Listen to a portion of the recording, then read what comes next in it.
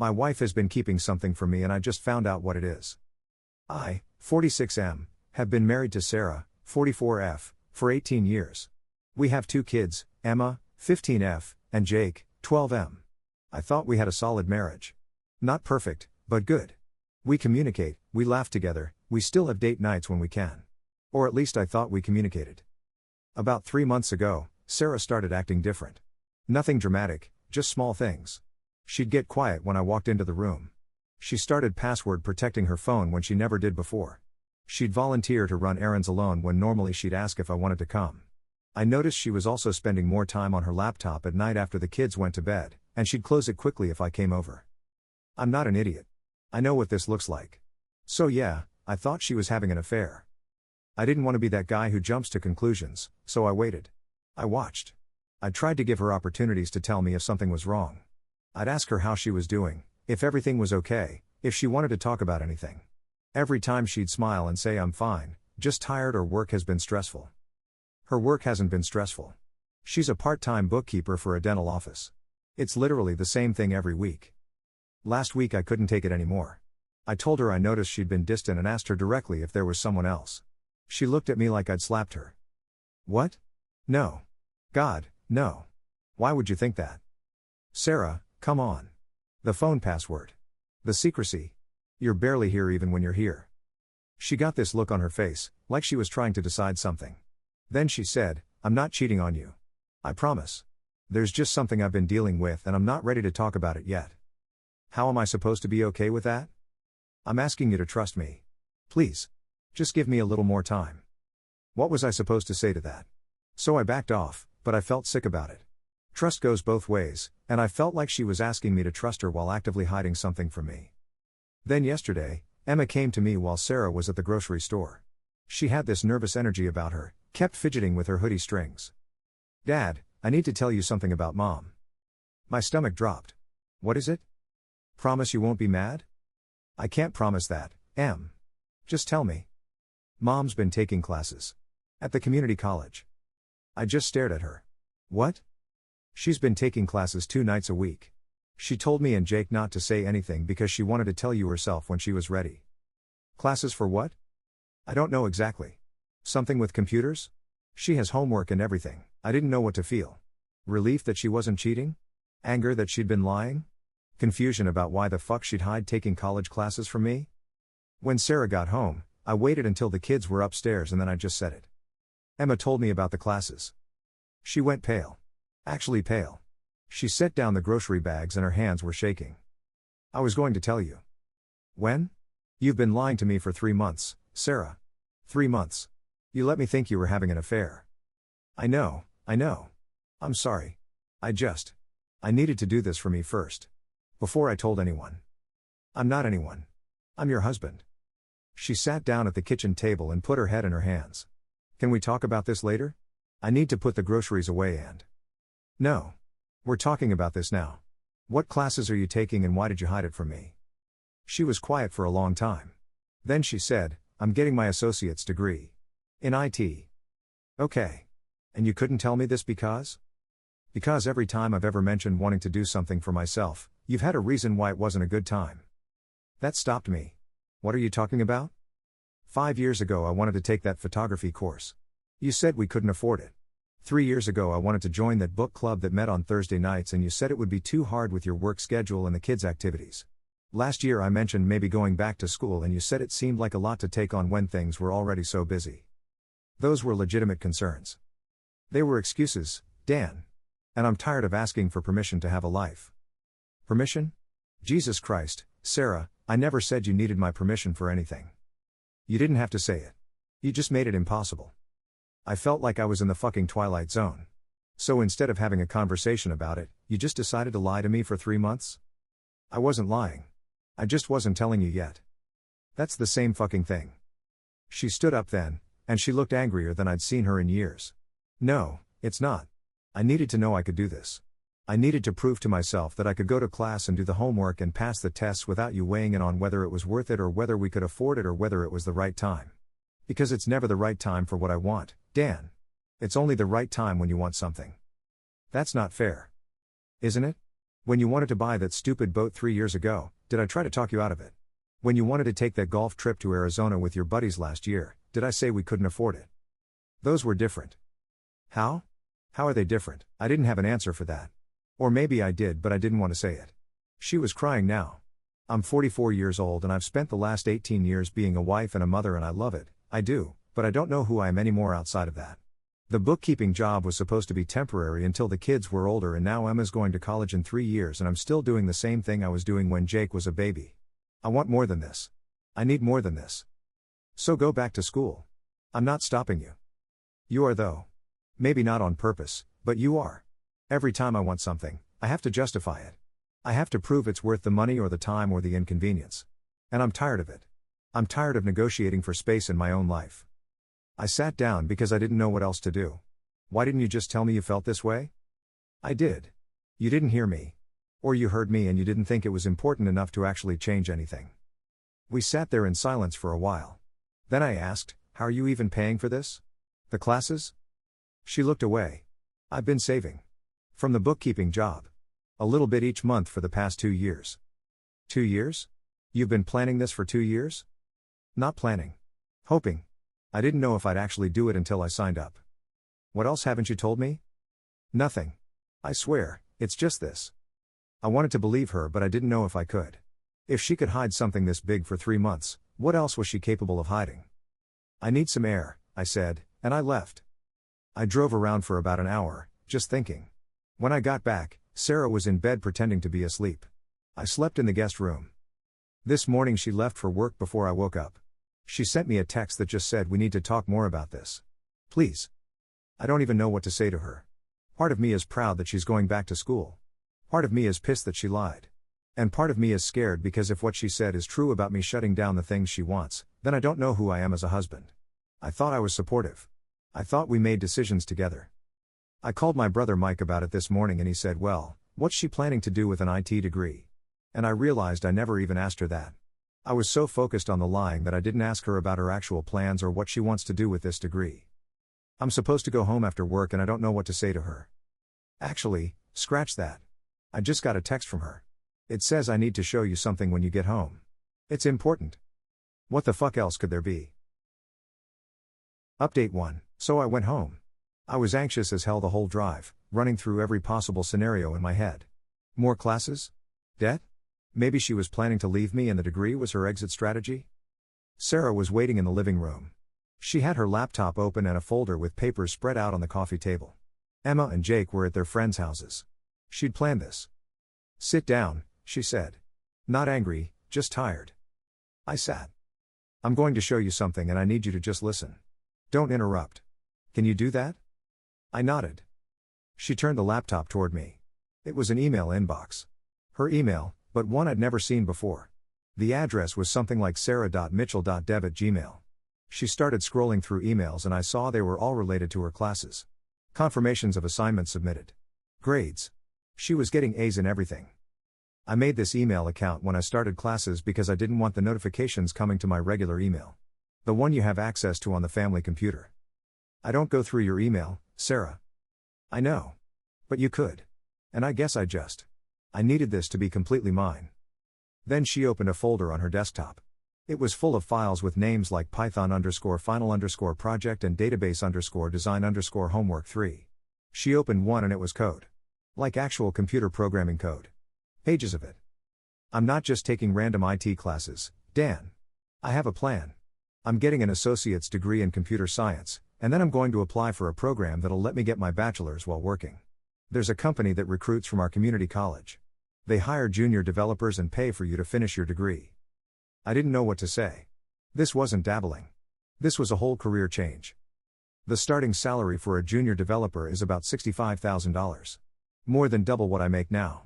And within a few years, if I'm good at it, I could be making 6 figures. You've really thought this through. I've done nothing but think this through. Dan, I'm good at this. Really good at it. My instructor told me I should consider going straight for a bachelor's degree, that I could probably get a scholarship. But I want to start working sooner.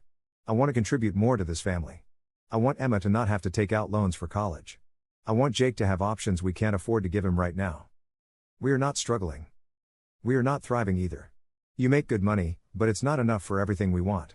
And I'm tired of being the part-time bookkeeper who brings in barely enough to cover groceries. She pulled out a piece of paper from the folder. It was her transcript. All A's except for one B+. I've been doing this for 3 months and I haven't let it affect anything at home. Dinner still gets made.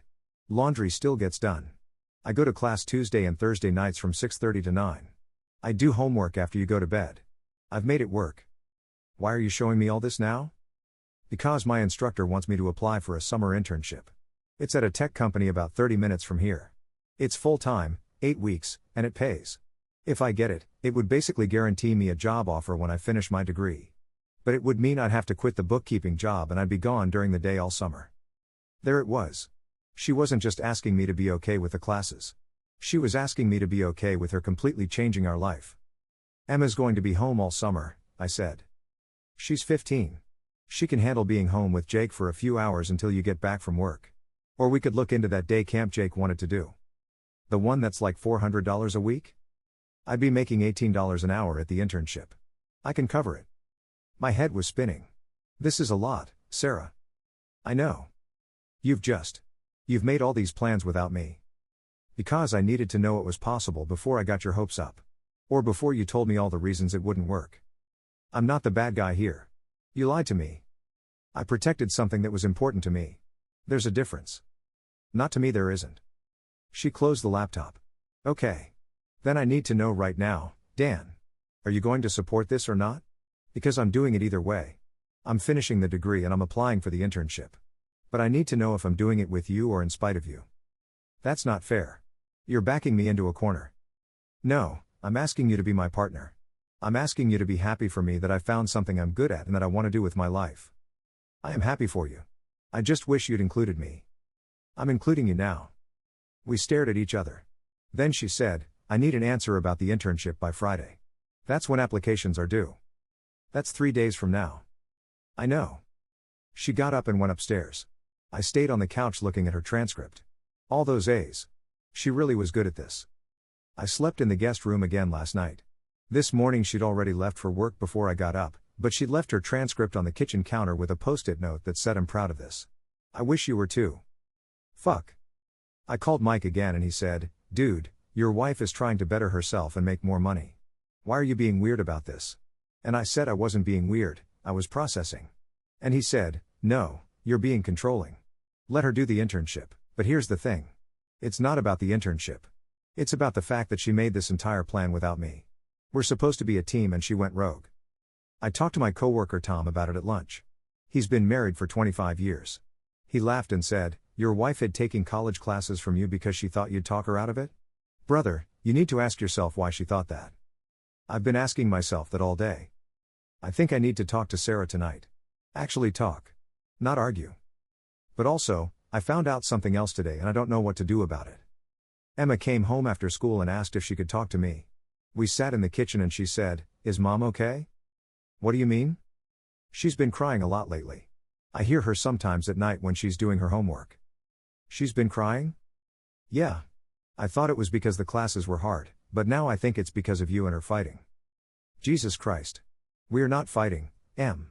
We're just working through something. Are you getting divorced? What? No. No, sweetheart, we're not getting divorced. Jake thinks you are. He heard you guys arguing and then you slept in the guest room. So now both kids think we're getting divorced because I couldn't just be fucking supportive. Your mom and I are fine. We're just figuring some things out. But we're not getting divorced, okay? I promise. She nodded, but she didn't look convinced.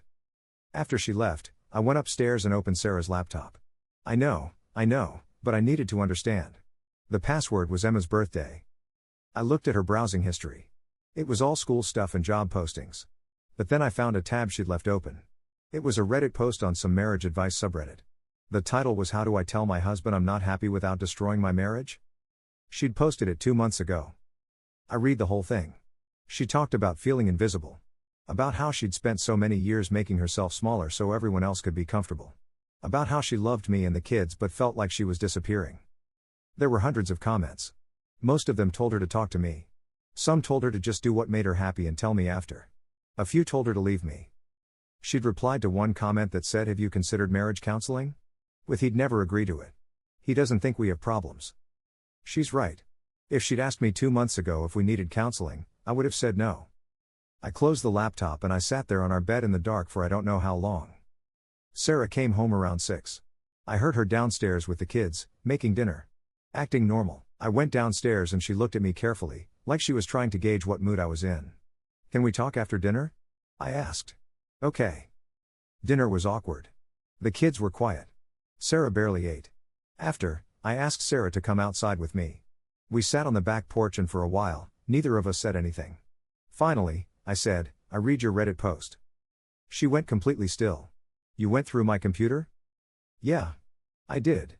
And before you get mad, you've been going through my life for 3 months pretending everything was fine when it wasn't. That's not the same thing." "Maybe not. But I read it and I need you to know that I heard you. I mean, I'm hearing you now.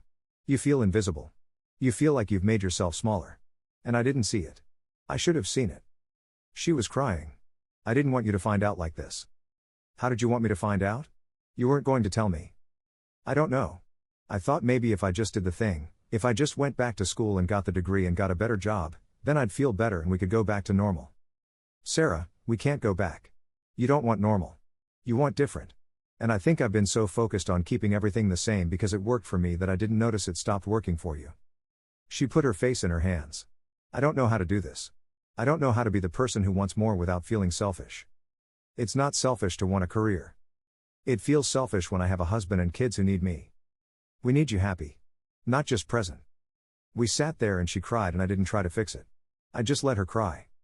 Then she said, "I'm scared." "Of what?" "That I'll fail. That I'll do all of this and I won't be good enough. Or that I'll succeed and you'll resent me for it." "Why would I resent you?" "Because I'll be making more money than you. Because I'll have something that's mine. Because everything will change." And that's when I realized she was right. I was scared of everything changing. I liked our life the way it was. But our life the way it was had been killing her slowly and I'd been too comfortable to notice. "Apply for the internship," I said. "What?" "Apply for it. Do it. I'm sorry I made you feel like you had to ask permission. You don't. You never did." She looked at me like she didn't believe me. "Just like that?" "Just like that." "What changed?" "I don't know. Maybe I'm finally listening." She leaned against me and we sat there until it got dark. This morning, things felt different. Not fixed, but different. Sarah was still quiet, but she wasn't shutting me out. She asked if I wanted to see her homework from this week and I said yes. She showed me this program she'd written that sorts data or something. I didn't understand it, but I could see how proud she was. I told her I was sorry. For making her feel like she needed my permission. For not asking about her dreams. For being comfortable while she was drowning. She said, "I'm sorry too. For lying. For not trusting you enough to tell you the truth." I asked her if she'd thought about marriage counseling and she looked shocked. "You'd be willing to do that?" "Yeah. I think we need to figure out how to talk to each other. Really talk." She nodded. "Okay. Yeah. Let's do that." So that's where we are. She's applying for the internship tomorrow. We have our first counseling appointment next week. The kids are still worried, but we sat them down last night and explained that Mom's going back to school and it's a good thing and we're all going to support her. Jake asked if Mom was going to be a computer genius and Sarah laughed for the first time in days. I don't know how this is all going to turn out. But at least we're facing it together now. I think. Update 2. Okay, so it's been about 3 weeks and some shit has happened. First, Sarah got the internship interview. It's next Wednesday. She's been preparing for it nonstop, doing practice coding problems and mock interviews with people from her class. She's nervous as hell, but also more excited than I've seen her in years. The counseling has been intense. We've had 2 sessions so far. The therapist, Linda, is nice, but she doesn't let us bullshit our way through anything. In our first session, she asked Sarah to describe how she sees our marriage. Sarah said, "I feel like I'm a supporting character in someone else's story." That fucking hurt to hear. Then Linda asked me to describe how I see our marriage and I said, "I thought we were partners. I thought we made decisions together." And Linda said, "Did you? Or did Sarah agree with what you wanted?" I didn't have a good answer for that. Linda gave us homework. We each had to make a list of decisions we've made in the last 5 years and who really made them. When we compared lists, it was pretty fucking clear that most of the big decisions were mine. Where we went on vacation. What car we bought. How we spent money. Even small stuff like what we watched on TV or where we went for dinner. Sarah's list had things like what the kids wore to school and what we ate for dinner and how we organized the garage. All the shit I didn't care about, she got to decide. So I got the stuff that didn't matter, Sarah said in our second session. That's not fair, I said. Those things matter. Do they? Because you never had an opinion about them until they weren't done the way you would have done them. Linda asked me to sit with that. Just sit with it and not defend myself. It was fucking hard. Then last week, something happened that kind of blew things up again.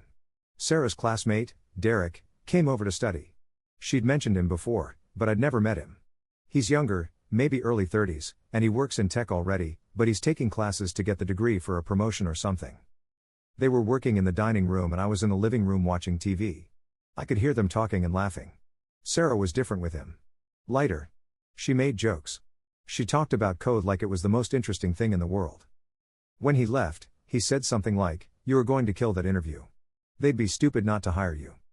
After he was gone, I said, "So that's Derek." "Yeah. He's been really helpful with some of the harder concepts. He seems nice." "He is. You guys seem pretty friendly." Sarah stopped cleaning up her papers and looked at me. Don't what? Don't do the jealous husband thing. Derek is my friend. We have class together. That's it." I didn't say anything. "You didn't have to. I can hear what you're thinking. So now I can't even have thoughts?" "You can have thoughts. But if you're going to accuse me of something, just say it." "I'm not accusing you of anything. I just think it's interesting that you're suddenly so happy when you're talking to this guy." "I'm happy because I'm talking about something I care about with someone who gets it. That's it. That's all it is." "Fine." "It's not fine. You're being weird about this." She was right. I was being weird about it. But watching her with Derek, seeing her be that version of herself that I haven't seen in a long time, it made me realize she's been that person with everyone except me lately. I brought it up in counseling yesterday. Linda asked Sarah if she felt like she could be herself around me. "I'm getting there," Sarah said. "But for a long time, no. I felt like I had to be the version of me that Dan needed me to be." "What version is that?" "The one who doesn't want too much. The one who's happy with everything staying the same." Linda turned to me. "Dan, how do you feel about Sarah changing?" "I want her to be happy." "That's not what I asked. How do you feel about her changing?" I sat there for a long time. Scared. Hi there, if you made it so far. Consider dropping a like and maybe subscribing. Thanks. And have a nice one.